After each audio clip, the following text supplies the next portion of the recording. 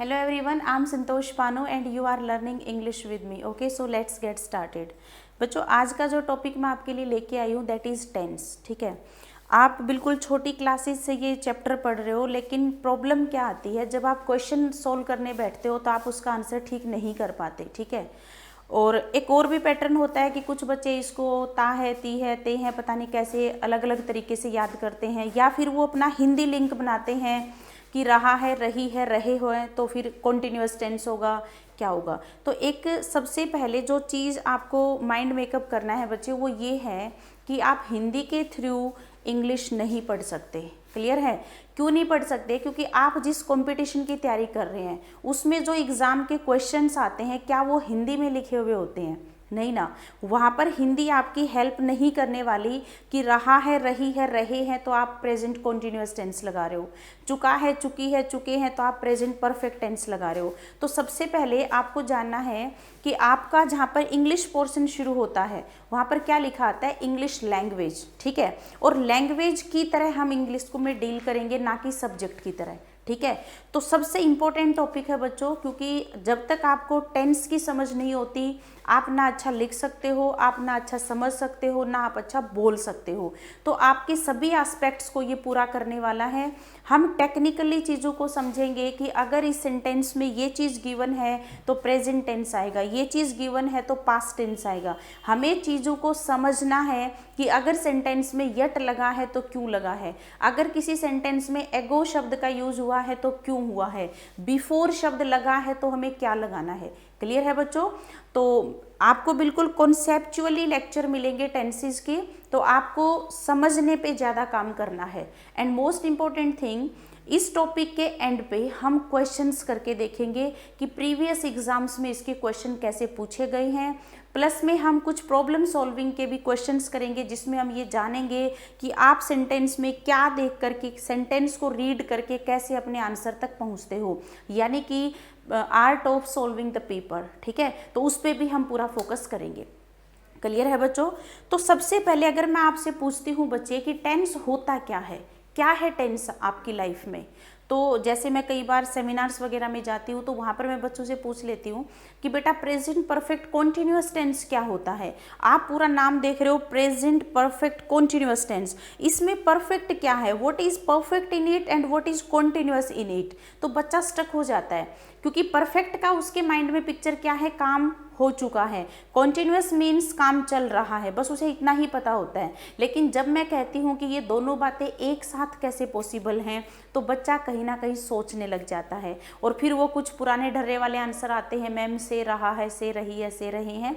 तो इस तरीके से आंसर हम देखते हैं. तो बच्चों सिंपली आपको समझना है कि अगर हमारी लाइफ में टेंस नहीं होता तो क्या फ़र्क पड़ता, अगर टेंस ने आकर के हमारी लाइफ को सिंपल कैसे बना दिया. क्लियर है? तो सबसे पहले बच्चों इंग्लिश लैंग्वेज है, इसे कॉन्वर्सेशन करने में हम यूज़ करते हैं, कम्युनिकेट करते हैं हम इससे. तो जब तक हमारे सामने कोई पर्सन है, जब हम कोई टेंस बोलते हैं तो उसको क्या बात समझ आती है, इस सिचुएशन में हम टेंस को यूज़ करते हैं. बच्चों सुबह से लेकर शाम तक हम जितने भी काम करते हैं ये हमारी एक्टिविटीज़ होती हैं. क्लियर? हर एक्टिविटी का अपना एक टाइम होता है. फॉर एग्ज़ाम्पल मैं किसी काम को आज करती हूँ, ये एक्टिविटी क्या है, प्रेजेंट है. अगर मैं कहूँ ये काम मैंने किया तो एक्टिविटी कहाँ चली गई, पास्ट में चली गई. अगर मैं सोच रही हूँ कि मैं ये काम करूँगी, कब करूँगी, आने वाले टाइम में करूँगी, तो ये एक्टिविटी हमारी फ्यूचर में चली गई. तो सबसे पहले टेंस ने आकर के क्या काम किया बच्चों, एक्टिविटी का टाइम बताया. यानी कि एक्टिविटी का टाइम मीन्स आप उस काम को करते हो, आपने वो काम पहले किया, या फिर आप फ्यूचर में उस काम को करोगे. फॉर एग्जाम्पल अगर आप अपने किसी दोस्त से मिलते हो, उसने आपको बताया कि यार मैं ना एसएससी की तैयारी कर रहा हूँ या एचएसएससी की तैयारी कर रहा हूँ. अब देखिए आपका फर्दर कॉन्वर्सेशन कैसे बढ़ेगा. वो आपसे पूछेगा यार कहाँ पे क्लासेस लगाता है, ठीक है, फ्लाम टीचर हैं वो कैसा पढ़ाते हैं, कितनी फीस लेते हैं, ठीक है, कितना सिलेबस हो चुका है. तो ये कॉन्वर्सेशन कब पॉसिबल हुआ, जब दोस्त ने कहा कि मैं तैयारी कर रहा हूँ. अगर दोस्त कहता कि मैंने तैयारी की थी, अब कॉन्वर्सेशन कैसा होता, कहाँ कमी रह गई, तेरा सिलेक्शन क्यों नहीं हुआ, आप उस तरीके से बात करते. अगर वो कहता कि मैं सोच रहा हूँ कि कोचिंग ले लूँ, ऐसे बोला तो आपका कॉन्वर्सेशन कैसे पॉसिबल होता कि भाई उस टीचर की क्लास लगा के देख, वहाँ पर बहुत अच्छा पढ़ाते हैं, उस इंस्टीट्यूट को विजिट कर। इस तरीके से हमारी बातें आगे बढ़ती। अगर हमारे बोलने से सामने वाले को हमारी एक्टिविटी का टाइम ही नहीं समझ आता तो हमारा कॉन्वर्सेशन पॉसिबल नहीं हो पाता। क्लियर है बच्चों? तो सबसे पहले मुझे बहुत ज़्यादा टिपिकल डेफिनेशन आपसे नहीं चाहिए और ना ही मैं ये क्लासेस में डिस्कस करती। हमें सिंपल से सिंपल टर्म्स को यूज़ करते हुए टेंस को समझना है, उसके कॉन्सेप्ट तक जाना है। क्लियर है बच्चों? तो सबसे पहले जब जब मैं बात करती हूँ टेंस, तो आपके माइंड में होना चाहिए कि मैम ये एक्टिविटी का टाइम बताता है। क्लियर है? नेक्स्ट सिचुएशन आती है कि आप बचपन से पढ़ते आ रहे हो, हर टेंस के 4 पार्ट आप बनाते हो। कभी आप कहते हो सिंपल प्रेजेंट है, कभी कहते हो कॉन्टिन्यूअस है, कभी कहते हो परफेक्ट है, कभी कहते हो परफेक्ट कॉन्टिन्यूअस है। तो इनकी ज़रूरत क्यों पड़ी? बच्चों ये लाइफ है। एक्टिविटी का टाइम तो आपने बता दिया प्रेजेंट, पास्ट और फ्यूचर बोल करके। अब आप एक्टिविटी का स्टेटस भी तो बताओगे। स्टेटस मीन्स आज एंड्रॉयड फ़ोन यूजर हो आप, अपने फ़ोन में एक आप स्टेटस लगाते हो, आप अपने दोस्तों को क्या बताना चाहते हो? कोई कहता है कि आई एम स्लीपिंग, आपने एक स्टेटस दे दिया कि आप सो रहे हो। कोई कहता है कि एट वर्क, काम पे हूँ मैं। कोई कहता है कि ट्रिप पे घूमने गया है, वहाँ की पिक्चर्स लगा दी और आपने स्टेटस देखा और आपने जान लिया कि आज इसकी लाइफ में ये चल रहा है। तो स्टेटस मीन्स आपकी लाइफ में कोई भी एक्टिविटी किस मोड में है। फॉर एग्जाम्पल, अगर मार्केट में कोई मेरे से पूछता है कि मैम आप क्या करते हो, तो मैंने जवाब दिया जी मैं इंग्लिश पढ़ाती हूँ। सिचुएशन क्लियर हो गई? उस पर्सन को मेरा क्या समझ आया? परमानेंट एक्शन समझ आया कि मैं अपनी प्रैक्टिकल लाइफ में किस प्रोफेशन में हूँ, क्या काम करती हूँ, मेरी परमानेंट एक्शन क्या है। क्लियर? अब सपोज करिए अभी मैं पढ़ा रही हूँ और कोई पर्सन आके कहे ma'am what are you doing, तो मैं क्या अब भी कह दूँ जी आई टीच इंग्लिश? क्या आई टीच इंग्लिश इस सिचुएशन का आंसर हो सकता है? नहीं ना। उन्होंने क्या पूछा है कि मैम क्या कर रहे हो। इट मीन्स मुंह के बोलने के टाइम तक एक्टिविटी चल रही है। क्लियर? तो अब मुझे क्या बोलना पड़ेगा? आई am teaching English. It means मुंह के बोलने के टाइम तक एक्टिविटी रनिंग मोड में है। तो मुझे किस चीज़ की ज़रूरत पड़ी बच्चों? कॉन्टिन्यूअस की ज़रूरत पड़ी, यानी कि कोई भी एक्टिविटी किसी पॉइंट पे शुरू हुई और वो अब चल रही है। Got my point? अब सपोज करिए कोई भी एक्टिविटी है, चाहे मैं पढ़ा रही हूँ, खाना खा रही हूँ, कोई भी काम मैं कर रही हूँ, क्या ऐसा होता है कि सालों तक वो काम चलता ही रहता है? एक पॉइंट ऐसा आता है जब कोई एक्टिविटी आपकी इस पॉइंट पे शुरू होती है और यहाँ पर आके ख़त्म हो जाती है। क्लियर? कोई एक्टिविटी इस पॉइंट पे शुरू हुई, यहाँ पर आके ख़त्म हो गई, तो इसको हम बोलते हैं बच्चों परफेक्शन। अभी मैं पढ़ा रही हूँ, जैसे ही क्लास ओवर होगी मैं क्या बोल दूंगी? पढ़ा दिया है, यानी कि रिजल्ट मेरे हाथ में है।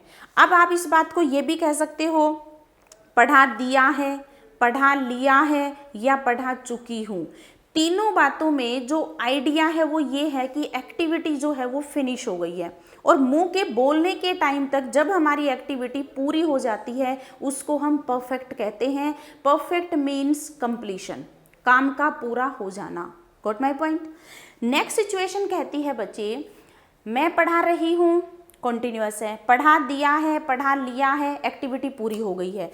अब अगर मैं ये कहूँ कि मैं सुबह 9 बजे से पढ़ा रही हूँ, राइट? अगर सपोज करिए इंक्वायरी में कोई पर्सन पूछ लेता है कि मैम आप इंग्लिश कितने सालों से पढ़ा रहे हो। अब एक बात बताइए आप, क्या इस सिचुएशन का जवाब मैं बोल दूँ कि जी मैं इंग्लिश पढ़ाती हूँ? नहीं ना। क्या मैं बोल दूँ पढ़ा रही हूँ? नहीं ना। क्या मैं बोल दूं पढ़ा चुकी हूँ? नहीं। सामने वाला पूछ रहा है कि आप इंग्लिश कितने सालों से पढ़ा रहे हो, तो मुझे जवाब क्या देना पड़ेगा? भाई मैं पिछले 10 साल से इंग्लिश पढ़ा रही हूँ। मेरी जो सिचुएशन है वो क्या है कि कोई भी एक्टिविटी है, अगर हम सिचुएशन की बात करेंगे कि कोई भी एक्टिविटी है वो किसी पॉइंट पे शुरू हुई। अगर मैं यहाँ पर बात करूँ बच्चे, आप इसको ऐसे समझ सकते हो, उसने मेरे से क्या पूछा कि कोई भी एक्टिविटी, उन्होंने पूछा मैम कितने सालों से पढ़ा रहे हो, तो जस्ट आप इमेजिन कर सकते हो ये बात मैं उनको 2020 में बता रही हूँ। ठीक है? अगर मैं ये कहूँ कि मैं पिछले 10 साल से पढ़ा रही हूँ, तो मैंने पढ़ाना कब शुरू किया होगा बच्चे? 2010 में। क्लियर? 2010 से 2020 तक 10 ईयर्स का कंप्लीशन आ चुका है, 10 साल हो चुके हैं। और अगर हम बात करेंगे बच्चे तो 11वां हमारा चल रहा है। क्लियर? पार्शियली कंप्लीट हो चुकी है, इतने पार्ट को हमें क्या बनाना पड़ेगा, परफेक्ट बनाना पड़ेगा। और ये जो इतना पार्ट है इसको क्या कहना पड़ेगा, कॉन्टिन्यूअस कहना पड़ेगा, क्योंकि ये चल रहा है। दोनों सिचुएशन को जोड़ूंगी तो क्या बन जाएगा, परफेक्ट कॉन्टिन्यूअस। क्लियर है? मेरी एक्टिविटी पार्शियली कंप्लीट है, पार्शियली इनकम्प्लीट है। इनकम्प्लीट इसलिए कह रही हूँ बच्चे क्योंकि 11वां चल रहा है। जैसे ही 11वां फिनिश होगा तो यहाँ पर स्टेटस 11 आ जाएगा, लेकिन यहाँ पर 12 शुरू हो जाएगा। जैसे ही 12वां कंप्लीट होगा यहाँ पर 12 आ जाएगा, यहाँ पर 13 शुरू हो जाएगा। तो इसलिए हम इसको कहते हैं बच्चों परफेक्ट कॉन्टिन्यूअस। आपने ये जाना कि हर सिचुएशन का जवाब एक ही चीज़ नहीं हो सकती। लैंग्वेज हमेशा सिचुएशंस में बोली जाती है, तो हर सिचुएशन का आंसर भी अलग होता है। इसीलिए आपको टेंस में 4 पार्ट बनाने पड़ते हैं। प्रेजेंट के भी आप 4 बनाते हो, पास्ट के भी आप 4 बनाते हो, फ्यूचर के भी आप 4 बनाते हो। और यही रीज़न है बच्चों। मेरी बात समझ आ रही है? तो आपको क्या करना है बच्चे, टेक्निकली चीज़ों से डील करनी है कि अगर आपको सेंटेंस पढ़ करके उसका आंसर समझ आ जाए कि इस सिचुएशन का आंसर ये होगा बच्चों, तो इससे बढ़िया बात और कोई हो नहीं सकती। क्लियर? आपको ना तो इसमें नियम याद करने हैं कि भाई यहाँ पर ये आ गया तो आपको ये लगाना है। बच्चा रट के चला जाता है कि इस पार्ट में प्रेजेंट परफेक्ट कॉन्टिन्यूअस में सिंस और फॉर का यूज़ होता है। तो प्यारे बच्चों, सिंस और फॉर का यूज़ तो प्रेजेंट परफेक्ट टेंस में भी होता है। मैं आपकी सिचुएशन क्लियर करूँगी। Got my point? तो सबसे पहले आपको ये समझना है कि लैंग्वेज की तरह हम इसमें डील करें, कोई भी नियम याद ना करना पड़े, ऐसी हमारी अप्रोच होनी चाहिए। क्लियर है बच्चों?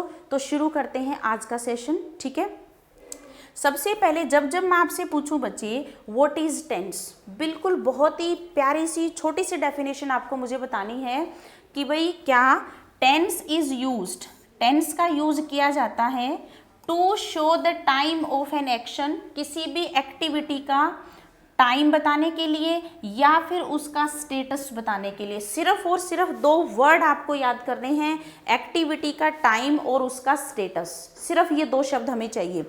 सुबह से लेकर जो भी काम हम करते हैं शाम तक वो हमारी क्या होती है, एक्टिविटी। हर एक्टिविटी का एक टाइम होता है और हर एक्टिविटी का एक स्टेटस होता है। अभी मैंने आपको बताया हर एक्टिविटी के 4 स्टेटस हो सकते हैं। क्लियर है? और वो 4 स्टेटस आपके क्या बन जाते हैं, टाइप्स ऑफ, हर टेंस के 4 पार्ट बन जाते हैं। हमें क्या सिंपल से सिंपल एक डेफिनेशन बनानी है बच्चों कि टेंस इज यूज, टेंस का यूज किया जाता है to show the time of an action, एक एक्टिविटी या एक्शन का टाइम बताने के लिए, एंड इट्स स्टेटस। अब स्टेटस से हमने क्या जाना, देखो कि कोई भी एक्टिविटी है उसका टाइम, टाइम का मतलब यहाँ पर है कि कोई भी एक्टिविटी प्रेजेंट में होती है, कोई भी एक्टिविटी पास्ट में होती है या फिर कोई एक्टिविटी फ्यूचर में होती है। राइट? मतलब कि ये एक्टिविटी आज हो रही है या फिर ये पहले हुई या फिर ये फ्यूचर में टेक प्लेस करेगी, मतलब आने वाले टाइम में होगी। इसका मतलब है हमें टाइम पता लग जाता है। क्लियर? स्टेटस मीन्स उसका मोड क्या है, इट मीन्स अब वो किस सिचुएशन में है। ऐसे बोलने से बच्चों आप इसके 4 पार्ट बना सकते हो। जैसे आप कहते हो इंडेफिनेट, ठीक है, इंडेफिनेट इसमें बनाओगे। दूसरा हमारा एक्टिविटी का मोड क्या हो सकता है, कॉन्टिन्यूअस हो सकता है। ठीक है, तीसरा मोड हमारा क्या हो सकता है, परफेक्ट हो सकता है। और चौथा मोड हमारा होता है बच्चे परफेक्ट कॉन्टिन्यूअस। ठीक है, और इसीलिए बच्चों हर टेंस के 4 पार्ट बनाने पड़ते हैं जो हम बचपन से पढ़ते आ रहे हैं। क्लियर? तो आपको जानना है कि हर टेंस के 4 पार्ट क्यों होते हैं, एक्टिविटी का स्टेटस बताने के लिए। अगर आपसे कोई छोटा बच्चा पूछ ले भैया हर टेंस के 4 पार्ट क्यों होते हैं, तो आप बता सकते हो कि एक्टिविटी का स्टेटस बताने के लिए हमें ये यूज़ करने पड़ते हैं। क्लियर? हमारी एक्टिविटी ऐसी भी हो सकती है, जैसे सपोज करिए आप किसी को कहते हो कि मैं 1:30 बजे लंच करता हूँ, तो 1:30 बजे आप रूटीन में लंच करते हो तो सामने वाले को क्या समझ आया, आपका रूटीन एक्शन समझ आया। Got my point? एक मोमेंट ऐसा भी हो सकता है कि 1:30 बजे हैं और आप लंच कर रहे हो, कर रहे हो, खाना खा रहे हो, दैट इज कॉन्टिन्यूअस। एक स्टेज ऐसी भी आएगी जब आप खाना फिनिश करके क्या बोलोगे, भाई मैंने खाना खा लिया है, लंच कर लिया है, लंच आपके पेट में है, यानी कि आपके हाथ में रिजल्ट है। क्लियर है।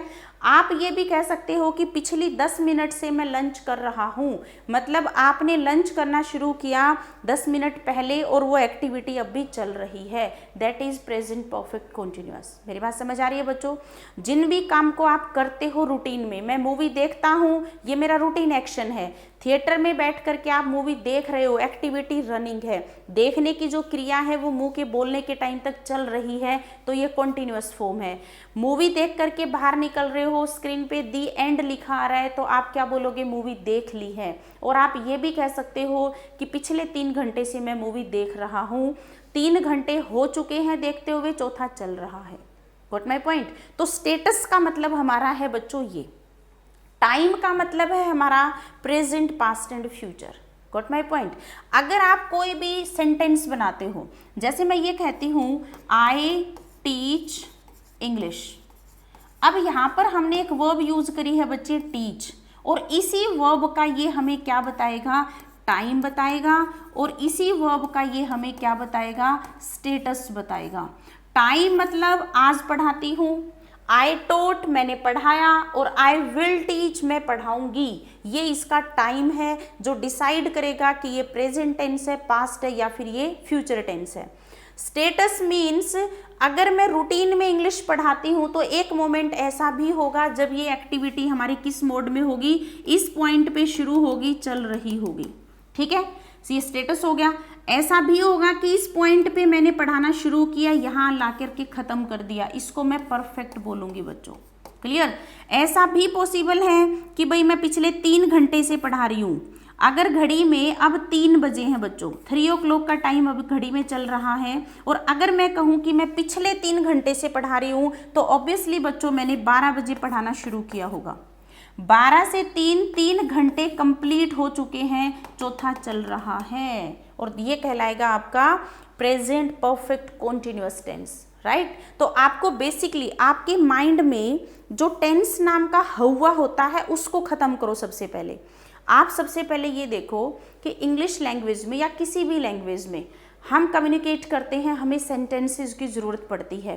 सेंटेंस किससे बनता है, सब्जेक्ट वर्ब एंड ऑब्जेक्ट से बनता है। क्लियर। जो वर्ब आप यूज़ करते हो किसी भी सेंटेंस को बनाने के लिए, आप जो वर्ब यूज़ करते हो तो उस वर्ब का टाइम और उसका स्टेटस बताने का काम कौन करता है, टेंस। अगर ये टेंस हमारी लाइफ में नहीं होता, क्या फ़र्क पड़ता है हमारी लाइफ पे बच्चों, हम इस एक्टिविटी का ना तो टाइम जान पाते और ना हम इसका स्टेटस जान पाते। सपोज करिए अब किसी पर्सन की मेरे फ़ोन पे कॉल आ जाती है ना, अब वो मेरे को कहेगा कि मैंने मैम आपको कॉल करी थी, आपने रिस्पॉन्स नहीं दिया, तो मैं क्या बोलूँगी, that time I was teaching, मतलब उस मोमेंट पे मैं पढ़ा रही थी। इट मीन्स उस मौके पे मेरी पढ़ाने की जो एक्टिविटी है वो रनिंग मोड में थी। क्लियर है बच्चों, बात समझ आ रही है। तो आपको क्या समझना है कि अब मैं पढ़ा रही हूँ, लेकिन मार्केट में कोई पर्सन मुझे पूछेगा क्या करते हो, तो मैं तब थोड़ी कह सकती हूँ जी मैं पढ़ा रही हूँ, नहीं ना, इरिलेवेंट चीज़ें हो जाती हैं, और ऐसे में आपका कम्युनिकेशन, आपका कॉन्वर्सेशन पॉसिबल नहीं हो पाता। और इसीलिए बच्चों टेंस का नॉलेज होना बहुत ज़रूरी है। ये हमारे चाहे बात हो स्पोकन की, चाहे बात हो रिटन एग्ज़ाम की, चाहे बात हो आपकी प्रैक्टिकल चीज़ों को समझने की, तो वहाँ पर आपकी ये सबसे ज़्यादा हेल्प करेगा। क्लियर है बच्चों। तो सबसे पहले हमने क्या जाना, देखिए कि टेंस का जो यूज़ होता है वो किस लिए होता है, किसी भी एक्टिविटी सुबह से शाम तक जितने भी काम करते हैं वो हमारी एक्टिविटी हैं, एक्टिविटी का टाइम और उसका क्या बताता है, स्टेटस। टाइम का सीधा रिलेशन है हमारा प्रेजेंट, पास्ट और फ्यूचर से, और स्टेटस का हमारा सीधा मतलब है इंडेफिनेट, कॉन्टिन्यूअस, परफेक्ट और परफेक्ट कॉन्टिन्यूअस से। एंड यही रीज़न है कि हर टेंस के 4 पार्ट होते हैं। क्लियर है बच्चों, यहाँ तक की कहानी समझ आई। कुछ एग्जाम्पल्स यहाँ पर लिखे हुए हैं कि Ram is writing a letter, जब आपने इस राइट वर्ब का स्टेटस जाना तो यहाँ पर स्टेटस क्या है कि राम बैठा है और वो पत्र लिख रहा है। उसने इस पॉइंट पे कोई काम करना शुरू किया और वो अब भी उस काम को कर रहा है, यानी कि इस पॉइंट पे कोई काम शुरू किया और वो रनिंग मोड में है। इससे हमें ये पता लगा कि भाई जैसे सपोज करिए कोई घर में आए और वो पूछे कि भाई राम क्या कर रहा है। अब मम्मा क्या बोली, राम पत्र लिख रहा है। मम्मा ने राम का करंट स्टेटस बताया कि Ram is writing a letter. Clear है बच्चों? तो यहाँ पर जो ये वर्ब है ये टेंस को बता रही है। Got my point?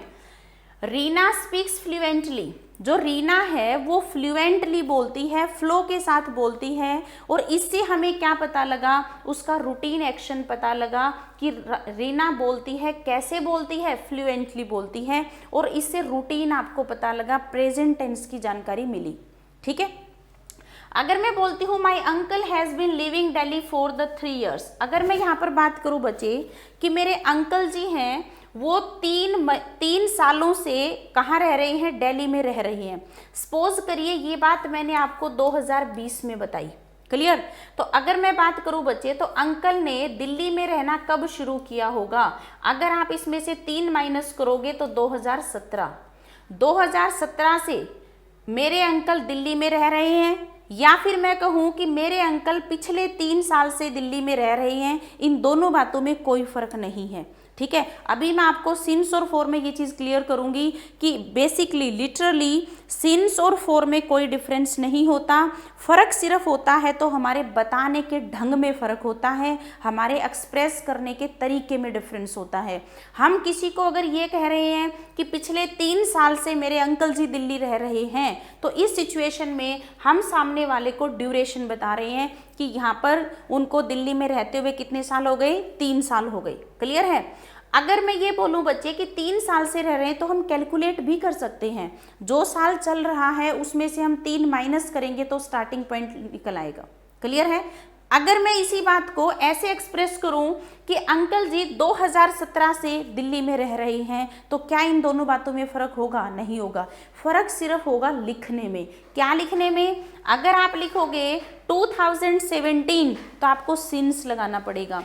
अगर आप लिख रहे हो पिछले 3 साल तो आपको 4 लगाना पड़ रहा है, क्योंकि अगर आप 3 साल बोल रहे हो तो आप ड्यूरेशन बोल रहे हो। अगर आप बोल रहे हो 2017 से रह रहे हैं तो आप एक स्टार्टिंग पॉइंट बता रहे हो। और यही दोनों में बताने के ढंग में फ़र्क है। आप किसी को स्टार्टिंग पॉइंट बता करके भी कोई बात मेंशन कर सकते हो, आप चाहो तो ड्यूरेशन भी बता सकते हो। अगर मैं ये कहूँ कि मैं 3 घंटे से पढ़ा रही हूँ, यहाँ पर 3 घंटे ड्यूरेशन है, लेकिन इसमें स्टार्टिंग पॉइंट भी कैलकुलेट किया जा सकता है। घड़ी में अब जो टाइम हुआ है 3 घंटे माइनस करूँगी तो स्टार्टिंग पॉइंट भी निकल आएगा। लेकिन अगर मैं मेंशन कर रही हूँ 3 घंटे तो मुझे 4 लगाना पड़ेगा। लेकिन अगर मैं ये कहूँ मैं 12 बजे से पढ़ा रही हूँ तो सामने वाले के माइंड में सीधा स्ट्राइक होता है स्टार्टिंग पॉइंट ऑफ टाइम, और स्टार्टिंग पॉइंट जहाँ पर कैलकुलेट होता है वहाँ पर हमें सिंस लगाना पड़ता है। क्लियर है बच्चों? तो टेंस के एग्जाम्पल की अगर हम बात करें बच्चे तो यहाँ पर हैज़ बीन लिविंग हमने इसलिए लिखा क्योंकि ये परफेक्ट कॉन्टिन्यूअस टेंस का एग्जाम्पल है। हैज़ बीन इतना पार्ट कहलाएगा। हैज़ बीन का मतलब है 3 साल पूरे हो गए, चौथा चल रहा है। चौथा चल रहा है उस कॉन्टिन्यूटी के लिए हमें आईएनजी लगाना पड़ेगा, और इसीलिए पूरा आंसर हो जाएगा my uncle has been living Delhi for the 3 years। Clear है बच्चों? नेक्स्ट सिचुएशन आ रही है I watched a movie last night. अगर मैं यहाँ पर बात करूँ बच्चे तो एक्टिविटी का हमें टाइम समझ आया। क्वेश्चन करके देखो कि मैंने मूवी देखी, कब देखी? पिछली रात। तो यहाँ पर एक्शन अगर हम देखें तो वॉच यानी कि काम हो चुका है, तो आई वॉच्ड ए मूवी ये सिंपल V2 यानी कि पास्ट टेंस का एग्जाम्पल है। क्लियर है बच्चों? तो आपने बेसिक जो आइडिया आपने लिया वो क्या है। अगर मैं आज आपसे पूछूं कि टेंस क्या होता है बच्चों, तो आपको बनाना है क्या कि एक्टिविटी का टाइम और स्टेटस बताता है। अगर हम जब भी किसी पर्सन से मिलेंगे, बैठेंगे, बात करेंगे और अगर हमें उसकी एक्टिविटी का टाइम नहीं समझ आएगा तो डेफिनेटली हम प्रैक्टिकल लाइफ में अपना कॉन्वर्सेशन नहीं कर पाएंगे। क्लियर है बच्चों? तो ऐसे आपको इसको रिलेट करना है। क्लियर? नेक्स्ट हमने क्या जाना, कुछ एग्जाम्पल्स देखे इसके। ठीक है, अब आगे बढ़ते हैं। अगर हम बात करें बच्चे तो कई बार आपने देखा होगा कि इंग्लिश की अगर हम बात करें तो जैसे चैप्टर का जो नाम होता है उसके ऊपर लिखा होता है टेंस एंड टाइम, ठीक है। जब मैं बच्चों से पूछती हूँ कि टेंस और टाइम क्या सेम चीज़ है या ये डिफरेंट चीज़ है, तो मैक्सिमम बच्चों का जो जवाब होता है टेंस टाइम है या टाइम टेंस है। तो बच्चों ये आपकी समझ के लिए है, एक्चुअली एग्जाम में इसका क्वेश्चन नहीं बनता कि वो आपसे टेंस और टाइम का डिफरेंस पूछे, ऐसा नहीं है, बट समझने के लिए बहुत ज़रूरी है। क्यों ज़रूरी है बच्चे? जैसे अगर मैं यहाँ पर बात करूँ कि कोई भी सेंटेंस, जैसे सपोज करिए मैं ये सेंटेंस आपसे पूछती हूँ, I am going to buy a car next month. अगर मैं आपसे ये पूछूं कि ये कौन सा टेंस है तो आप क्या जवाब देंगे? कुछ बच्चे इसको नेक्स्ट को देख करके क्या कहते हैं कि मैम ये फ्यूचर टेंस है। कुछ बच्चे यहाँ पर कंफ्यूज हो जाते हैं कि फ्यूचर अगर है तो इज एम आर तो हेल्पिंग वर्ब प्रेजेंट टेंस की होती है। तो इसीलिए इस अंडरस्टैंडिंग के लिए आपको ये चीज़ जाननी होगी कि टेंस और टाइम में बेसिक डिफरेंस क्या है। क्लियर है? तो अगर मैं बात करूँ बच्चे बेसिक डिफरेंस की, तो देखिए एक बार, अगर हम यहाँ पर थोड़ी सी जानकारी लिखी हुई है कि टेंस प्लेज, टेंस जो है वो प्ले करता है, क्या प्ले करता है? क्रूशियल रोल, मतलब एक बहुत ही निर्णायक काम करता है ये हमारी लाइफ में, ठीक है। अगर हम यहाँ पर बात करेंगे तो tense plays a crucial role in the English language, it denotes the time an action takes place. भाई ये वो टाइम बताता है जब हमारी कोई भी एक्शन है, कोई भी काम है वो घटित होता है। Whether sometime in the past में होता है, प्रेजेंट में होता है, या फिर होगा किसमें? आने वाले टाइम में। तो ये हम सारा डिस्कस कर चुके हैं। नेक्स्ट जो चीज़ हमें समझनी है बच्चे वो ये है कि टेंस और टाइम में लिटरली क्या डिफरेंस है। तो आप यहाँ पर लिखेंगे टेंस और ये है हमारा टाइम, ठीक है। तो सबसे पहले अगर हम बात करें बच्चे, तो टेंस जो है वो हमारा ग्रामेटिकल कॉन्सेप्ट है। इस बात का क्या मतलब है कि ये पूरी तरीके से ग्रामर को फॉलो करता है।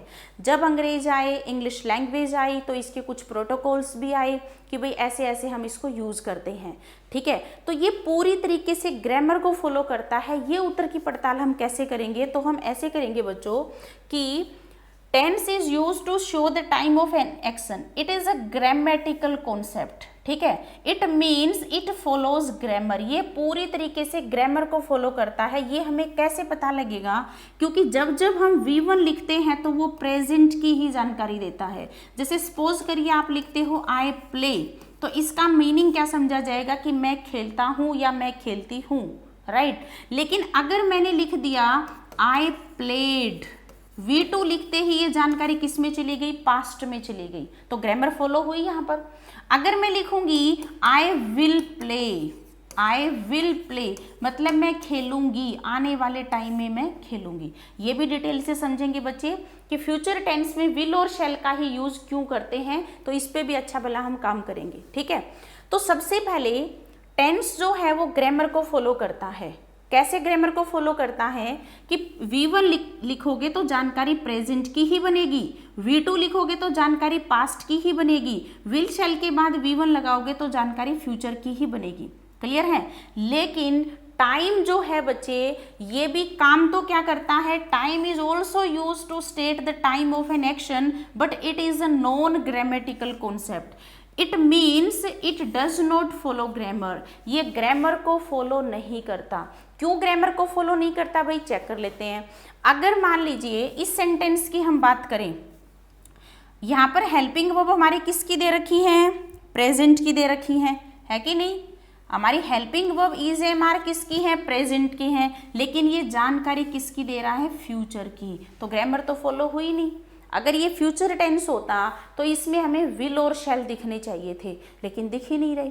अगर हम बात करें बच्चे, इस सेंटेंस का मतलब है कि अगले महीने मैं कार खरीदने वाला हूँ। इसका मतलब ये नहीं है बच्चों कि कोई पर्सन घर से निकला है और वो कार खरीदने जा रहा है, ये मतलब नहीं है। अब ये महीना चल रहा है और वो ये कह रहा है कि अगले महीने मैं कार खरीदने वाला हूँ, मतलब ये एक्टिविटी जो होगी वो नियर फ्यूचर में होगी उसकी लाइफ में। क्लियर है?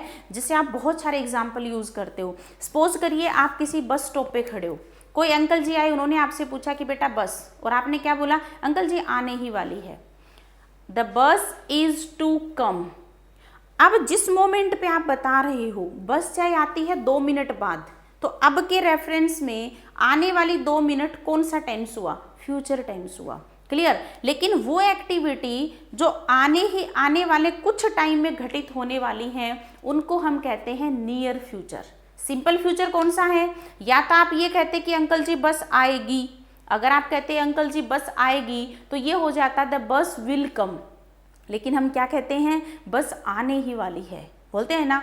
मैं ऑफिस में बैठी हूँ, क्लास का टाइम हो गया, अब मैं क्या बोलूँगी, बस मैं अभी पढ़ाने ही वाली हूँ, आई एम टू टीच, मैं पढ़ाने ही वाली हूँ। मैं अगले महीने कार खरीदने ही वाली हूँ, मतलब मैंने प्लान कर रखा है और अगले महीने मैं कार खरीदने ही वाली हूँ, क्लियर है बच्चों। तो यहाँ पर हमने क्या जाना कि प्रेजेंट हेल्पिंग वर्ब तो हमने किसकी यूज करी, इज एम आर प्रेजेंट की, और जानकारी हमने किसकी ली, फ्यूचर की, और इसीलिए ग्रामर फॉलो नहीं हुई, क्लियर है बच्चों। तो टाइम को वो लोग भी यूज करते हैं जो अनपढ़ हैं, क्लियर, जिनको ग्रामर की कुछ बातें नहीं आती।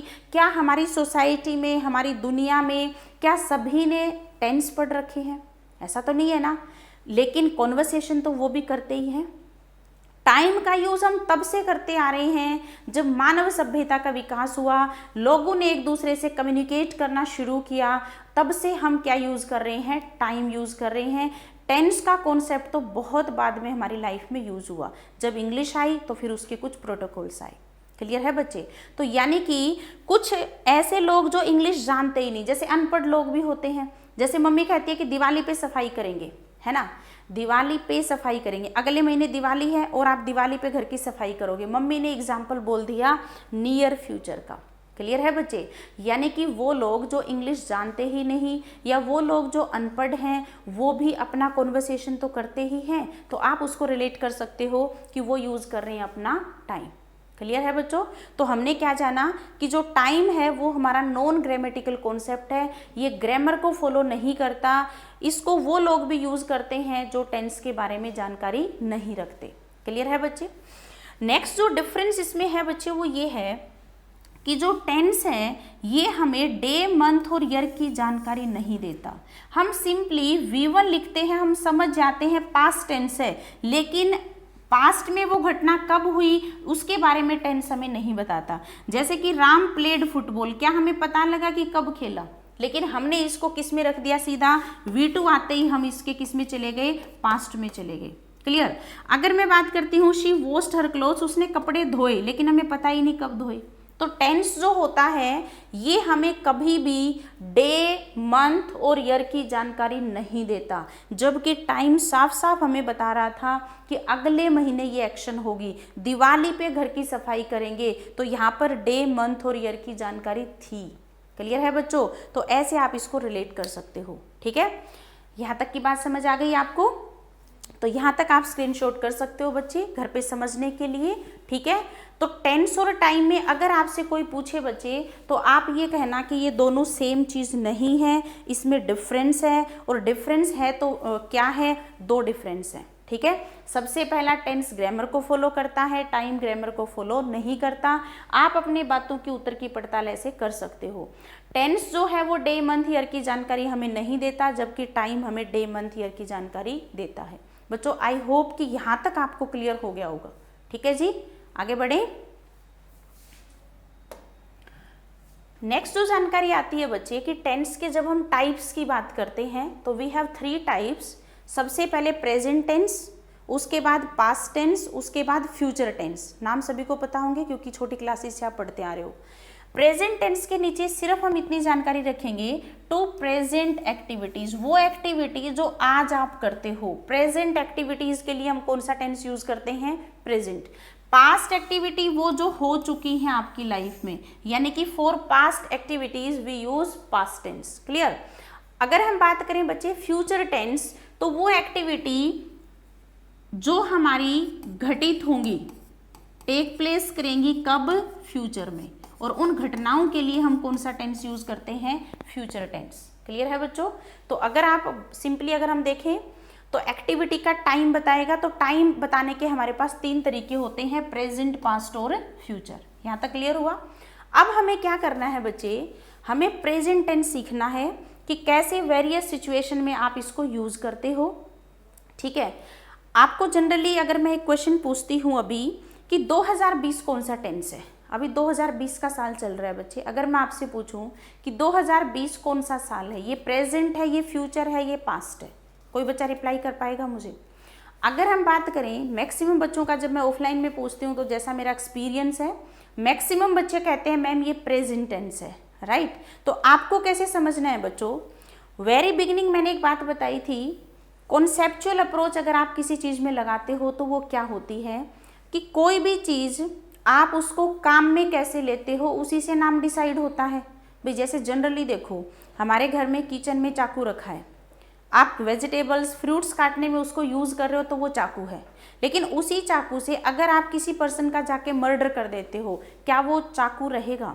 उस केस में उसका नाम होगा हथियार, है कि नहीं? क्योंकि चीज़ सेम है, चाकू है, बट वो हथियार कब है? जब पर्सन का मर्डर करने के लिए आप यूज़ कर रहे हो। वो सिंपली चाकू कब है? जब आप उसको हाउस होल्ड की चीज़ों में यूज़ कर रहे हो। क्लियर है? चाकू तो चाकू है, डिपेंड करता है आप उसको कैसे यूज़ कर रहे हो अपनी लाइफ में, ठीक है। अगर मैं बात करूँ बच्चे 2020 की, 2020 तीनों टेंस का एग्जाम्पल है।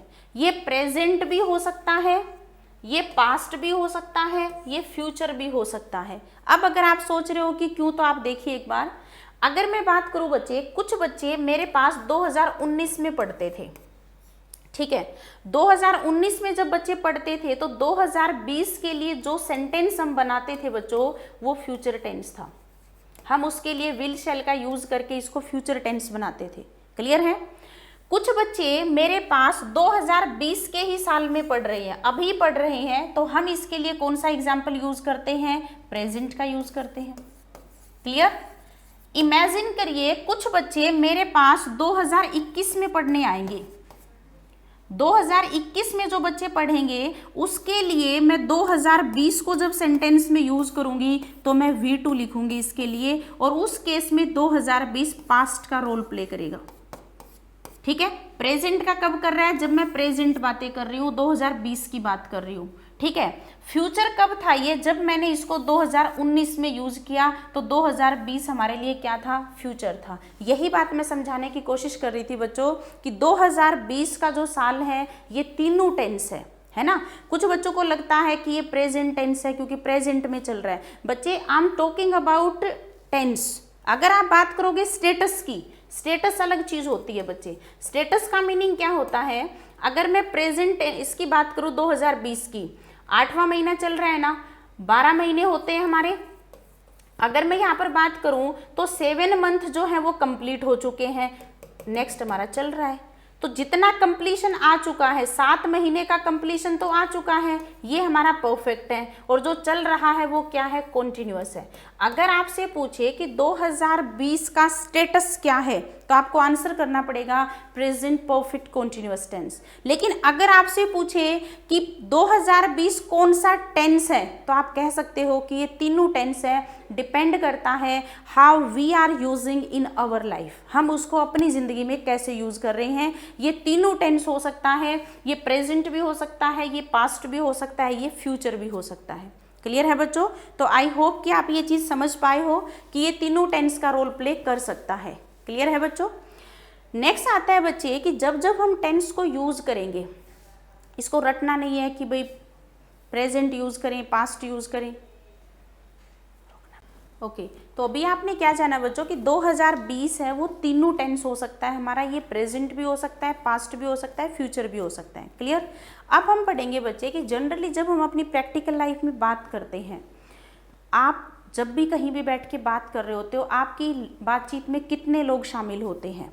बच्चों, जब भी आप कहीं भी बैठ के बात करोगे, एक वो पर्सन होगा जो स्पीकर होगा, यानी ठीक है। अब अगर इस कॉन्वर्सेशन की मैं बात करूं बच्चे, तो मैं स्पीकर हूं क्योंकि मैं बोल रही हूं, ठीक है। मैं अपने लिए क्या शब्द यूज कर सकती हूँ? आई। और अगर हम यहाँ पर 3-4 टीचर होते तो हम यहाँ पर अपने लिए क्या शब्द यूज करते? We. Clear? I singular form है, वी हमारा प्लूरल फॉर्म है। अगर मैं बात करूं बच्चे कि तुम बच्चे, आप बच्चे मुझे सुन रहे हो, तो आप मेरे लिसनर हो। लिसनर के लिए जो शब्द बोला जाता है बच्चे वो यू होता है हमेशा। ठीक है? आप एक पर्सन को भी यू बोलोगे, जैसे हिंदी में हम एक पर्सन के लिए आप शब्द का यूज करते हैं, तो अगर एक से ज्यादा होंगे तो भी हम क्या बोलेंगे? आप, क्योंकि यू का प्लूरल फॉर्म हमेशा यू होता है। क्लियर। अगर हम बात करें बच्चे, जिस तीसरे पर्सन की हम बात कर रहे हैं वो हमेशा कौन होता है, थर्ड पर्सन सिंगुलर, जिसकी हम बात कर रहे हैं वो राम हो सकता है। राम का रिपीटेशन ना हो इसलिए हम ही लिख सकते हैं। ही, अगर कोई लड़की सीता है तो हम उसको शी लिख सकते हैं। अगर कोई बच्चा है, कोई नॉन लिविंग चीज़ है, कोई कंट्री है, कोई एनिमल है तो आप इट बोल सकते हैं। और इन सब का प्लूरल फॉर्म दे होता है, यानी कि ही, शी, इट का प्लूरल फॉर्म हमेशा दे होता है। जब जब हम कहीं भी बैठ के बात करते हैं 3 लोगों का इन्वॉल्वमेंट हमारी बातचीत में होता है। क्लियर। मैं स्पीकर, आप मेरे लिसनर, जिस तीसरे की हम बात करेंगे वो क्या होगा, थर्ड पर्सन होगा। जब जब हम टेंस से सेंटेंस बनाना सीखते हैं बच्चे, तो इन्हीं 3 लोगों को सब्जेक्ट बना करके सेंटेंस में यूज करना है हमें। क्लियर। आपका फर्स्ट पर्सन आई, उसका प्लूरल फॉर्म वी। सपोज करिए आप बोलने लगे, मैं सुनने लगी। अब आप स्पीकर हो गए, मैं लिसनर हो गई। अब आप अपने लिए क्या शब्द यूज करोगे, आई, आप मेरे को क्या बोलोगे, यू। जिस किसी तीसरे की बात करेंगे वो कौन होगा, ही, शी, इट, और इसका प्लूरल फॉर्म हमेशा दे। क्लियर है।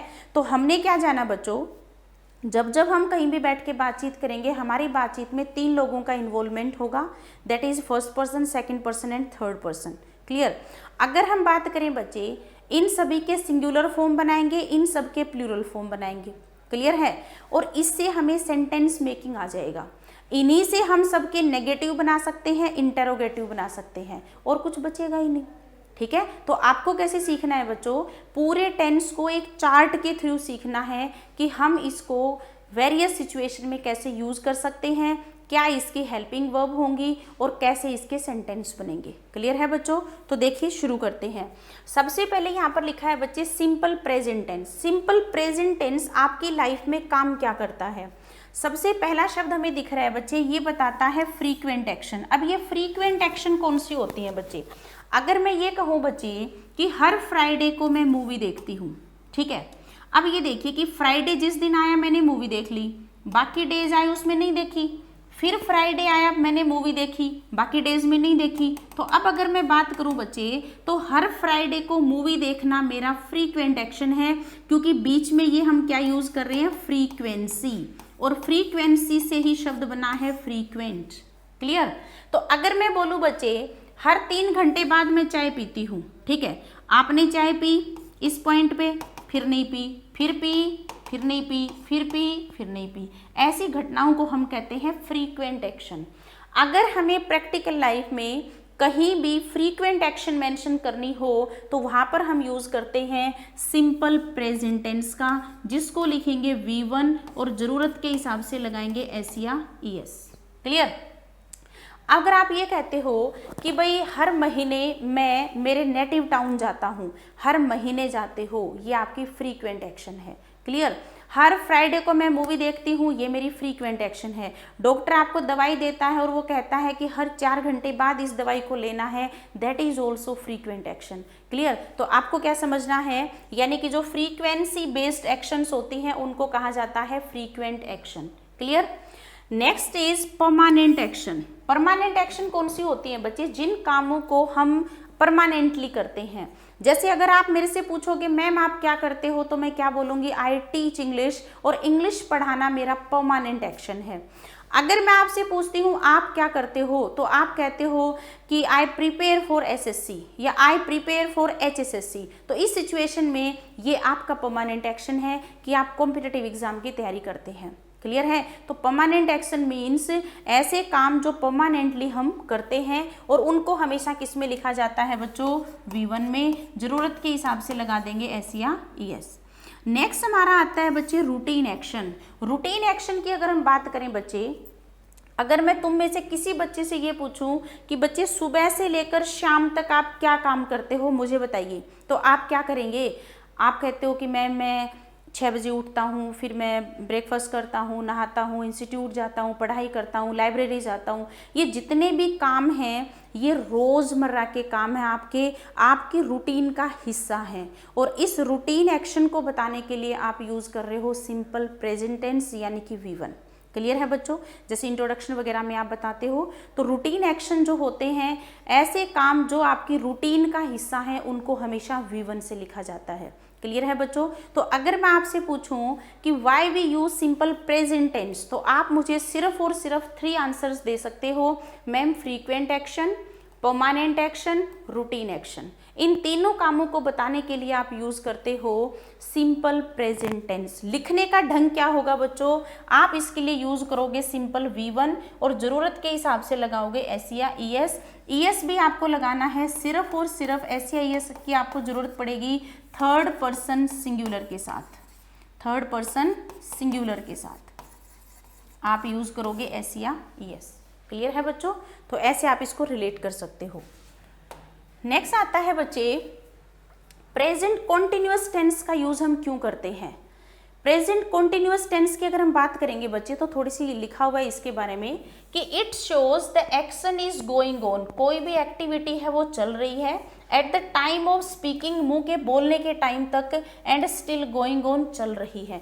यानी कि सिंपली इसका मीनिंग क्या है, आप हिंदी में ऐसे समझ सकते हो कि मुंह के बोलने के टाइम तक जब काम चल रहा है, that is present continuous tense. जैसे मैं ये कहूँ I am teaching, I am taking tea, I am writing, यानी कि मुंह के बोलने के टाइम तक जब हमारी एक्शन गोइंग ऑन है, कॉन्टिन्यूअस है, तो वहां पर हम यूज कर सकते हैं। लिखने का जो ढंग होगा बच्चे वो हमारा क्या होगा, बी के प्रेजेंट फॉर्म यानी कि इज, एम, आर, और आगे हम लगा देंगे वर्ब प्लस आईएनजी। ठीक है जी। तो ये हो जाएगा हमारा present continuous tense. Got my point. Next आता है बच्चे प्रेजेंट परफेक्ट। तो आप इसको सिंपली क्या कर सकते हो, it shows the completion of an action, किसी भी काम के पूरे होने को ये बताता है, या फिर result of an action. Simply अगर मैं बात करूं बच्चे, कॉन्टिन्यूअस हमारा क्या कह रहा था, कोई एक्टिविटी इस पॉइंट पे शुरू हुई, चल रही है। टेक्निकल तरीका है बच्चों याद करने का। परफेक्शन क्या कह रहा है, कोई एक्टिविटी इस पॉइंट पे शुरू हुई, यहां आके खत्म हो गई, इसको हम कहते हैं परफेक्ट। क्लियर है। परफेक्ट का मतलब आपके हाथ में रिजल्ट है, और रिजल्ट अगर हाथ में है that is perfection. Clear. Next आता है प्रेजेंट परफेक्ट कॉन्टिन्यूअस टेंस, जो अभी मैं कुछ एग्जांपल्स में आपको करवा रही थी। It shows that action is partially complete, आधी कंप्लीट है, and partially incomplete. Partially incomplete क्यों है, क्योंकि अभी काम चल रहा है, कंप्लीट तो हुआ नहीं है, तो पार्शियली कंप्लीट और पार्शियली इनकम्प्लीट। ठीक है। It means it has achieved some result, कुछ रिजल्ट तो हाथ में आ गया है, एंड स्टिल गोइंग ऑन, और आगे हमारा चल रहा है। तो टेक्निकल तरीका हमारा क्या था बच्चों, इस पॉइंट पे कोई काम शुरू हुआ, यहां तक आकर के इतना फिनिश हो गया है, और नेक्स्ट हमारा चल रहा है। इतने पार्ट को हम क्या बोलेंगे, प्रेजेंट परफेक्ट बोलेंगे, राइट। और इतने पार्ट को हम क्या बोलेंगे, कॉन्टिन्यूअस बोलेंगे, और दोनों को जोड़ेंगे तो बन जाएगा प्रेजेंट परफेक्ट कॉन्टिन्यूअस। टेक्निकल तरीका है पार्शियली कंप्लीट, पार्शियली इनकम्प्लीट। क्यों बोला जा रहा है बच्चों, अगर मैं ये कहूँ कि 5 साल से इस घर में मैं रह रही हूँ, राइट। अगर ये बात मैंने 2020 में बोली, फिर से देखो एक बार, आज हमारा अगर साल है वो चल रहा है 2020, और अगर मैं ये कहूँ कि 5 साल से मैं इस घर में रह रही हूँ, तो यानी कि मैंने रहना कब शुरू किया होगा, 2015 में। और अगर मैं बात करूँ 2015 से 2020 की, तो 5 साल तो कंप्लीट हो गई हैं, लेकिन 6वां चल भी तो रहा है। ठीक है। पार्शियली कंप्लीट और इनकम्प्लीट क्यों बोला देख लेते हैं। अगर मैं ये कहूँ जैसे ही 2021 होगा, तो यहाँ पर स्टेटस अपडेट हो जाएगा, यहाँ पर 6 हो जाएगा, और 7वां शुरू हो जाएगा। यहाँ पर जैसे ही होगा, यहाँ पर 7 आ जाएगा, 8वां शुरू हो जाएगा। तो पार्शियली कंप्लीट, पार्शियली इनकम्प्लीट, ये टर्म आप इसके लिए यूज कर सकते हो। क्लियर है बच्चों। तो ये था हमारा कि इन चारों टेंस को हम यूज कैसे करते हैं। जैसे कुछ एग्जाम्पल हैं, I have been teaching English for the last 3 years। ठीक है। He has been working in this company since 2007। We have been living in Hisar for 10 years। यहाँ तक की कहानी समझ आ गई। तो आपको सबसे पहले मैं पूछूं सिंपल प्रेजेंट टेंस का क्या यूज है, तो आप मुझे बताएंगे permanent action, frequent action, routine actions. Technical तरीका क्या था, परमानेंट काम जो हम करते हैं, रूटीन एक्शन जो हमारे रोजमर्रा के काम हैं, ठीक है, और फ्रीक्वेंट एक्शन जो फ्रीक्वेंसी बेस्ड है। ठीक है। लिखने का जो स्ट्रक्चर था वो हमारा क्या था, V1 जरूरत के हिसाब से लगा रहे थे S या ES। ठीक है। नेक्स्ट हमारा था प्रेजेंट कॉन्टिन्यूअस। टेक्निकल तरीका हमने क्या पढ़ा कि कोई एक्टिविटी इस पॉइंट पे शुरू हुई, चल रही है।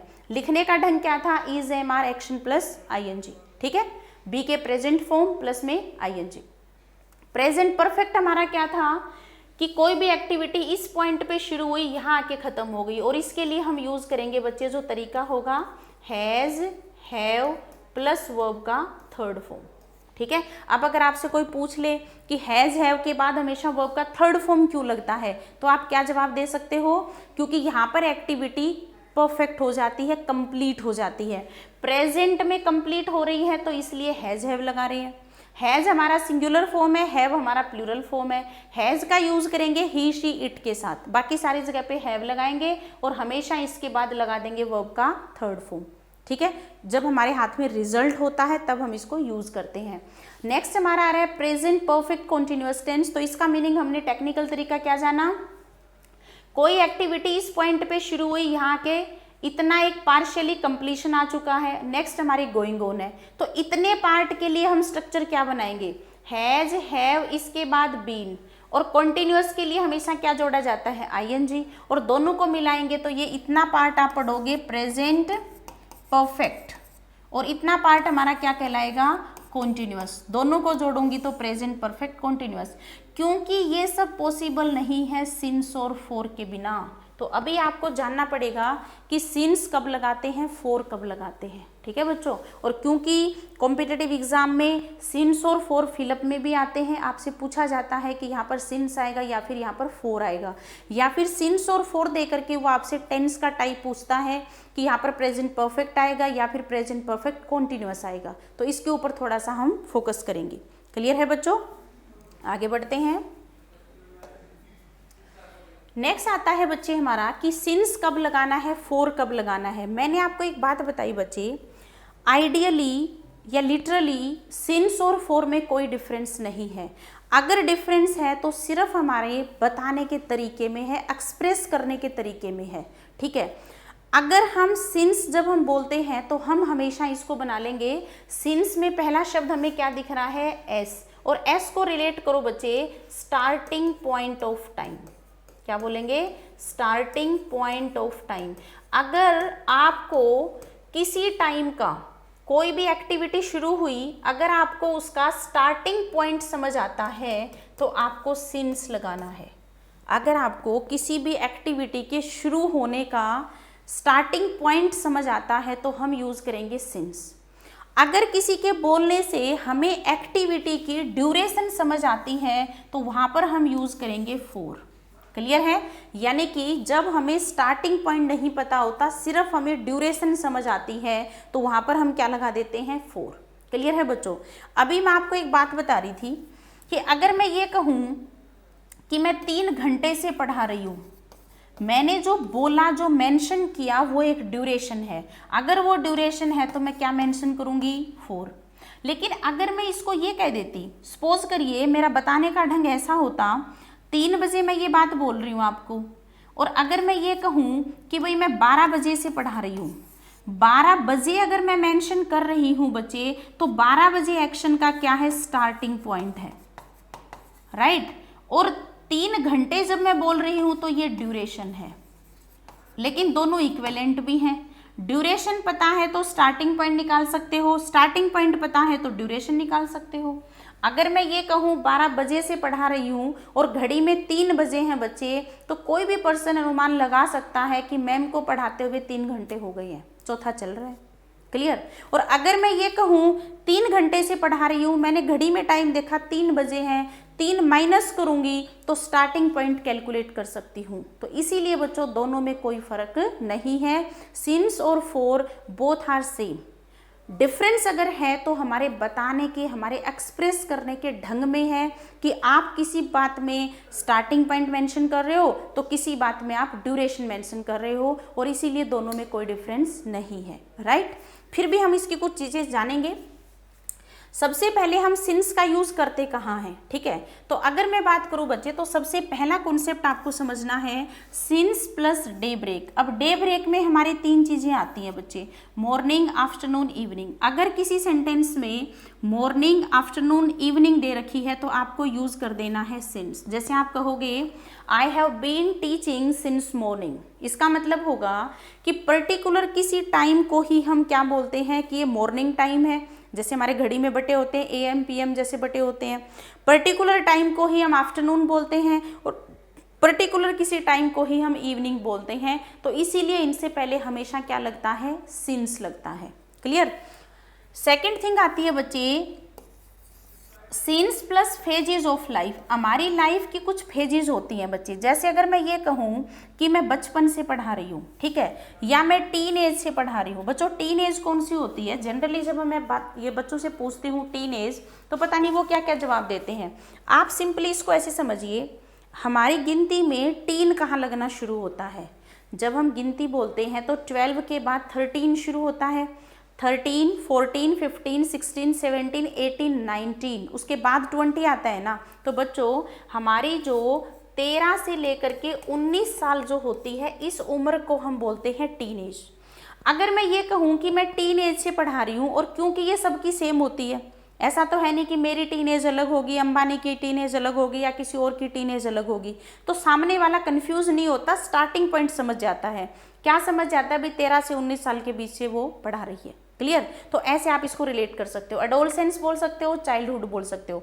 अगर मान लो फिलअप से पहले पूछ रखा है कि सिंस आएगा या फोर, और हमारी बात खत्म हो रही है चाइल्डहुड पे, टीन एज पे, एडोलसेंस एटसेट्रा पे, तो आप यूज कर देना since. Since childhood, since teen age. Clear है बच्चों। नेक्स्ट अगर हम बात करें बच्चे सिंस प्लस डेट। अगर सपोज करिए उसने कोई पर्टिकुलर डेट दे रखी है, ठीक है, जैसे मान लो उसने कहा कि वो 10th ऑफ मार्च से पढ़ा रहा है, तो एक चीज तो क्लियर है बच्चे कि मार्च के महीने में भी उसने पर्टिकुलर हमें बता दिया कि 10 मार्च से, इसका मतलब 9 मार्च से एक्शन नहीं हो रही। क्लियर है। यानी कि काम कब शुरू हुआ? 10 तारीख से। तो आपको लगाना पड़ेगा बच्चों सिंस 10th ऑफ मार्च। ठीक है। अगर उसने लिखा है 5th ऑफ मई, तो आपको लिखना पड़ेगा since 5th of May. Clear है बच्चे। तो ऐसे आप इसको रिलेट कर लोगे। अगर फिलअप पे बात खत्म हुई है, 10th मार्च पे बात खत्म हुई है, तो आपको फटाफट यहाँ पर लगा देना है सिंस और फोर में से सिंस। ठीक है। नेक्स्ट आ रहा है बच्चे सिंस प्लस ईयर। मान लीजिए वो कह रहा है कि 2007 से मैं इस कंपनी में काम कर रहा हूँ, हमारी बात खत्म हुई 2007 पे, तो यहाँ पर हम क्या फिल करेंगे? सिंस। ऐसे आपको रिलेट करना है, क्योंकि आपको बात समझ आई कि 2007 से काम हो रहा है, तो ना तो 8 से हो रहा है ना 2006 से हो रहा। पर्टिकुलर आपको समझ आ रहा है कि एक्टिविटी शुरू हुई है 2007 में। क्लियर है। तो ऐसे आप इसको रिलेट कर सकते हो। नेक्स्ट आ रहा है सिंस प्लस फेस्टिवल नेम। जैसे सपोज करिए बच्चे पिछले साल 15 अगस्त 15 अगस्त को ही हमारी क्या थी? रक्षाबंधन थी। अगर एग्जाम में साफ साफ वो लिख रहा है कि 15 अगस्त से मैं पढ़ा रहा हूँ, कन्फ्यूजन नहीं हुआ, क्योंकि आपको समझ आई कोई डेट। लेकिन एक बात समझिए बच्चे, अगर वो इसी बात को ऐसे लिख देता कि मैं रक्षाबंधन से पढ़ा रहा हूँ, तो बच्चा यहाँ पर स्टक हो जाता है कि भाई रक्षाबंधन अब सिंस लगाएं या फोर। घबराना नहीं बच्चे, कोई भी फेस्टिवल होता है वो किसी तारीख पे ही तो आता है। जब भी कोई फेस्टिवल आता है हम कैलेंडर देखते हैं जाके, है ना, और कैलेंडर की तारीख के साथ जब सिंस लगता है तो फेस्टिवल के साथ भी क्या लगेगा? सिंस लगेगा। क्या कोई ऐसा दिन होता है जिस दिन कोई भी डेट ना हो? बताइए, ऐसा कोई भी दिन नहीं हो सकता जिस दिन तारीख नहीं होती, और तारीख के साथ हम क्या लगाते हैं? सिंस। क्लियर है बच्चों। तो घबराना नहीं। अगर हमारा कोई भी सेंटेंस खत्म हुआ कि I have been working in this organisation, blank दे दिया होली, तो आपको भर देना है बच्चों सिंस होली, क्योंकि होली को कोई तारीख थी, उस डे को कोई तारीख थी, और उस तारीख से वो एक्शन हमारी चल रही है। ठीक है। नेक्स्ट हमारा आ रहा है बच्चे, ये हमारा थर्ड है, इसको फोर्थ मार्क कर लें। Next is fifth, sixth. Since plus weekday. जितने भी हमारे वीकडेज होते हैं बच्चे, मंडे, फ्राइडे, सैटरडे, जो भी आप लिखते हो, तो इनसे पहले हमेशा लगाना पड़ता है सिंस। रीजन इज वीक में हमारे डेज होते हैं, तो अगर मैं बोलूँ मंडे से ये काम चल रहा है तो इट मीन्स संडे से काम नहीं हो रहा। हमें पर्टिकुलर समझ आ रहा है कि एक्टिविटी शुरू हुई है कब, मंडे को, तो इसलिए मुझे लिखना पड़ेगा सिंस मंडे। क्लियर। नेक्स्ट हमारा दे रखा है बच्चे क्लॉक टाइम। अगर वो पर्टिकुलर घड़ी का टाइम दे रहा है कि 9 बजे से ये काम चल रहा है, तो एक्टिविटी का स्टार्टिंग पॉइंट हमें समझ आता है कि एक्टिविटी शुरू हुई है 9 बजे, ना 9 से पहले ना 9 से बाद, यानी कि पर्टिकुलर हमें स्टार्टिंग पॉइंट समझ आ रहा है। क्लियर। तो घड़ी के टाइम से पहले अगर आपसे कोई फिल पूछा जाए सिंस और फॉर, तो आपको फिट कर देना है बच्चे सिंस। यहाँ तक बात समझ आ गई? ठीक है। नेक्स्ट अगर हम बात करेंगे बच्चे तो थोड़ा सा समझने वाला है। लास्ट और पास्ट शब्द अगर गिवन हो, लास्ट और पास्ट का क्या मतलब है बच्चे? अगर मैं ये कहूँ कि मैं लास्ट मंथ से पढ़ा रही हूँ, तो इससे क्या बात समझ आती है बच्चे? आज जो भी महीना चल रहा है, अगर मैं उसमें से एक माइनस करूँगी तो स्टार्टिंग पॉइंट कैलकुलेट हो जाएगा। अगर मैं ये कहूँ अगस्त के महीने में मैं कह रही हूँ, तो इट मीन्स मैं जुलाई से पढ़ा रही हूँ, मतलब आप एक पीछे चले जाओगे। ठीक है। अगर मैं ये कहूँ पिछले साल से मैं पढ़ा रही हूँ, लास्ट ईयर मैंने लिख दिया, और आपसे वो यहाँ पर पूछ रहा है कि बताइए सिंस आएगा या फिर फॉर आएगा, तो कॉमन सेंस क्या रहेगी बच्चे?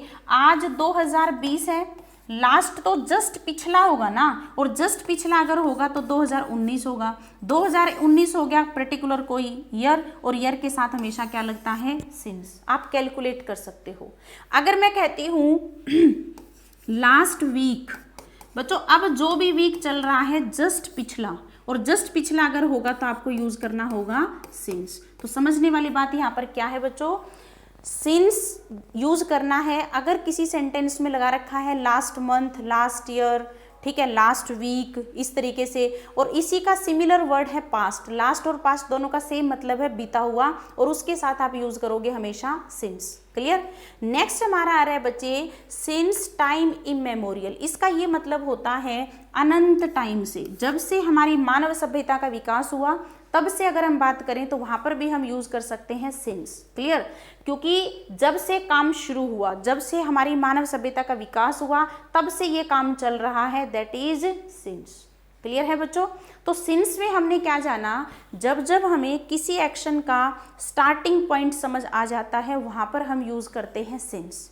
जनरली सिंस और फॉर में कोई डिफरेंस नहीं है, फर्क अगर है तो हमारे बताने के ढंग में है। ठीक है। अगर हम अपनी बातचीत में स्टार्टिंग पॉइंट मेंशन करना चाहते हैं तो हम सिंस लगाते हैं, ड्यूरेशन अगर बोलना चाहते हैं तो फॉर लगाते हैं। क्लियर है बच्चों? तो एक बार फॉर की तरफ मूव करते हैं। फॉर के क्या क्या पॉइंट थे हमारे?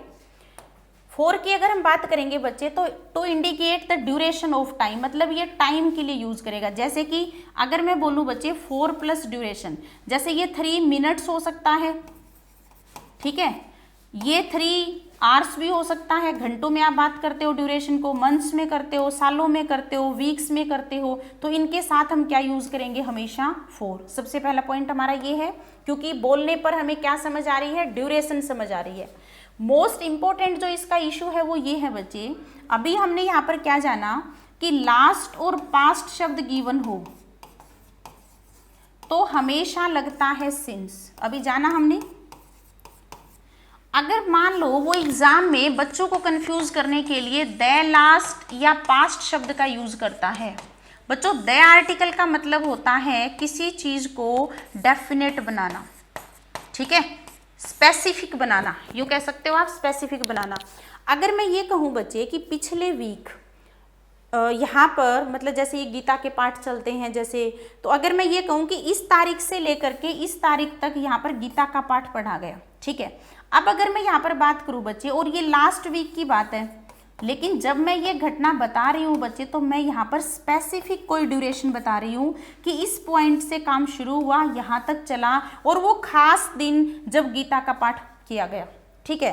तो अगर मैं ऐसा बोल रही हूँ बच्चे तो लास्ट और पास्ट शब्द से पहले मुझे क्या लगाना पड़ रहा है? द। और ऐसा करने से आपको समझ आ रही है एक स्पेसिफिक ड्यूरेशन, और स्पेसिफिक ड्यूरेशन के साथ हमेशा क्या लगाते हैं? फॉर। ये एक इंपॉर्टेंट पॉइंट है that you should keep in your mind कि लास्ट और पास्ट से पहले अगर द आर्टिकल नहीं है तो सिंस लगाइए, लास्ट और पास्ट से पहले द आर्टिकल है तो हमेशा फोर लगाइए, क्योंकि द लगाने से ये रिप्रेजेंट करता है स्पेसिफिक ड्यूरेशन को, और स्पेसिफिक ड्यूरेशन के साथ हमेशा क्या लगता है, फोर। याद रखना इस पॉइंट को, ठीक है, क्लियर है बच्चे।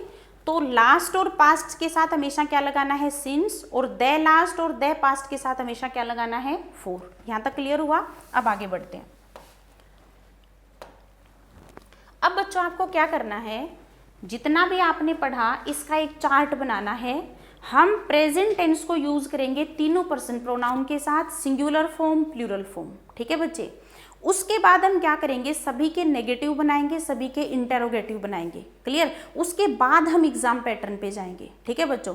अगर मैं सीधा आपको एग्जाम पैटर्न कराने लग जाती कि बेटा यट आएगा तो ये टेंस लगाना है, एगो आएगा तो ये टेंस लगाना है, तो मुझे नहीं लगता कि आपको ये बेसिक आइडिया मिलता कि भाई हम हैज़ हैव के बाद वर्ब का थर्ड फॉर्म ही क्यों लगाते हैं। हमने अभी जाना कि परफेक्ट का मतलब है कंप्लीशन, और इसीलिए ये यूज़ करते हैं। तो अगर मैं मेरे तरीके से जब बच्चों को टेंस पढ़ाती हूँ तो सबसे पहले मैं उनको सारी हेल्पिंग वर्ब भी बताती हूँ, और उसके बाद हम एग्जाम पैटर्न पे आते हैं।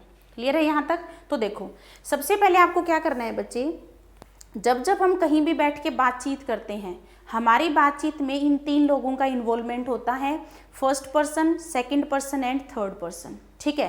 फर्स्ट पर्सन की अगर हम बात करेंगे बच्चे तो ये आई और वी होते हैं, मानते हो। सेकंड पर्सन यू, और इसका प्लूरल फॉर्म भी यू, और थर्ड पर्सन हमारे होते हैं ही, शी, इट, और इन सब का प्लूरल फॉर्म दे। क्लियर। आपको क्या करना है, हर टेंस के चार पार्ट होते हैं। सबसे पहले ये हमारा है सिंपल प्रेजेंट, क्लियर। दूसरा हमारा होता है प्रेजेंट कॉन्टिन्यूअस। बच्चों सिंपल प्रेजेंट को ही प्रेजेंट इंडेफिनेट टेंस भी कहते हैं। किसी बुक में आपको इसका नाम मिलेगा present indefinite, then don't worry, ये सेम है, चाहे आप इसको सिंपल प्रेजेंट कह दो या प्रेजेंट इंडेफिनेट कह दो। उसके बाद आता है प्रेजेंट परफेक्ट, क्लियर।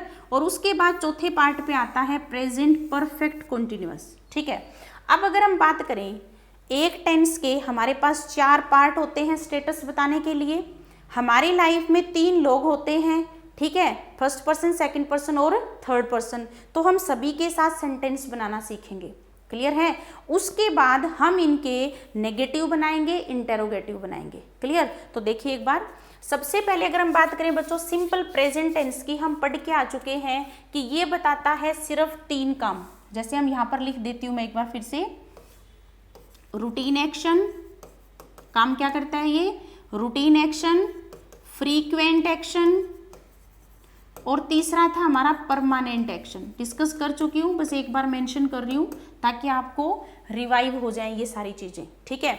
लिखने का जो ढंग होगा वो क्या होगा, V1 जरूरत के हिसाब से लगाते हैं एस या ES। एग्जाम्पल देखिए, आई राइट ए लेटर, अगर मैं इसका प्लूरल फॉर्म बनाऊंगी बच्चों तो क्या हो जाएगा, वी राइट ए लेटर। हमें सामने वाले का क्या समझ आया, एक रूटीन एक्शन समझ आया कि we write a letter, clear है। V1 लिखा हमने। आप पत्र लिखते हो, यू राइट ए लेटर, और आपका भी प्लूरल फॉर्म क्या होता है, यू, तो फिर से क्या हो जाएगा, यू राइट ए लेटर। वह पत्र लिखता है, ही राइट्स ए लेटर, ठीक है, थर्ड पर्सन सिंगुलर SEIS, और वे पत्र लिखते हैं, दे राइट ए लेटर। ऐसा बोलने से हमें सामने वाले का रूटीन एक्शन समझ आता है कि वह पत्र लिखता है, या मैं पत्र लिखता हूं, या फिर वे पत्र लिखते हैं, क्लियर। नेक्स्ट आता है प्रेजेंट कॉन्टिन्यूअस, और टेक्निकल तरीका क्या था, इस पॉइंट पे कोई काम शुरू हुआ और चल रहा है, आपकी हेल्पिंग वर्ब क्या हो जाएंगी बच्चे, is, am, are, action plus ING। तो क्या बन जाएगा, I am writing a letter, मतलब मैं पत्र लिख रहा हूँ, काम चल रहा है। We are writing a letter, हम पत्र लिख रहे हैं। यू के साथ बनाओगे तो क्या बन जाएगा, you are writing a letter, he is writing a letter, they are writing a letter. इस तरीके से तीनों के साथ आप ट्राई करेंगे। कॉपी में पर्टिकुलर आपका एक चार्ट होना चाहिए, तीनों पर्सन प्रोनाउन के साथ, singular form, plural form. Next आता है present perfect. Perfect means has, have plus verb का थर्ड फॉर्म, ये है इसका ढंग लिखने का structure. I have written a letter, we have written a letter. You के साथ यूज करेंगे, सेम एज हो जाएगा, you have written a letter, he has written a letter, और they have written a letter. Clear है बच्चों। तो आपको क्या करना है, वो पूरा स्ट्रक्चर नहीं लिखना कि सब्जेक्ट, वर्ब, हैज, हैव, ठीक है, थोड़ा सा टिपिकल होता है, आपको टेक्निकली चीज़ें समझ आनी चाहिए, क्योंकि 3% प्रोनाउन होते हैं, इससे ज़्यादा कुछ होता ही नहीं हमारी लाइफ में, ठीक है। नेक्स्ट आता है प्रेजेंट परफेक्ट कॉन्टिन्यूअस, और लिखने का ढंग है बच्चे has, have, been, action plus ING. अगर आपसे कोई पूछ ले बीन की जरूरत क्यों पड़ी, तो आप जवाब दे सकते हो क्योंकि हैज, हैव के बाद हमेशा वर्ब का थर्ड फॉर्म चाहिए और कॉन्टिन्यूअस के लिए आईएनजी चाहिए। तो इतने पार्ट को हम क्या पढ़ लेंगे, प्रेजेंट परफेक्ट, और इसने को क्या पढ़ेंगे, कॉन्टिन्यूअस। दोनों को जोड़ेंगे तो प्रेजेंट परफेक्ट कॉन्टिन्यूअस। एग्जाम्पल देखिए, I have been writing a letter since morning. अगर मैं इसी का बनाती वी के साथ तो क्या बन जाता बच्चे, we have been writing a letter. अगर मुझे मेंशन करना है घड़ी का टाइम तो मुझे लिखना होगा बच्चों सिंस 9 o'clock, सिंस 9 o'clock कह सकती हूँ। तो सिंस और फॉर का यूज क्यों कर रहे हैं, क्योंकि हमें परफेक्शन भी दिखाना है, कॉन्टिन्यूटी भी दिखानी है। अगर हम सिंस और फॉर का यूज नहीं करेंगे तो दोनों चीजें एक साथ बोलना पॉसिबल नहीं है, कि मैं चाय पी भी रही हूँ और पी भी ली है, ऐसा पॉसिबल नहीं है। लेकिन मैं कह सकती हूँ कि पिछली 5 मिनट से मैं चाय पी रही हूँ, ये बिल्कुल ठीक है। एक्टिविटी को रनिंग होते हुए कितने हो गए, 5 मिनट हो गए हैं, 6वां चल रहा है। क्लियर, तो इसीलिए हमें इसमें जरूरत पड़ती है सिंस और फॉर की, ठीक है, पार्शियली कंप्लीट और पार्शियली इनकम्प्लीट को दिखाने के लिए। नेक्स्ट आ जाएगा you have been writing a letter for 3 hours। बच्चों 3 hours जब मैंने बोला तो ड्यूरेशन समझ आई, और ड्यूरेशन के साथ हमेशा क्या लगता है, 4, ठीक है। He has been writing a letter since 9 o'clock, 9 बजे से वो पत्र लिख रहा है। अगर मैं ये कहूँ कि वो बचपन से पत्र लिख रहा है, या प्लूरल बना लेते हैं, they have been writing a letter since क्यों लगा रही हूँ बच्चे, क्योंकि आगे हमने लिखना है चाइल्डहुड।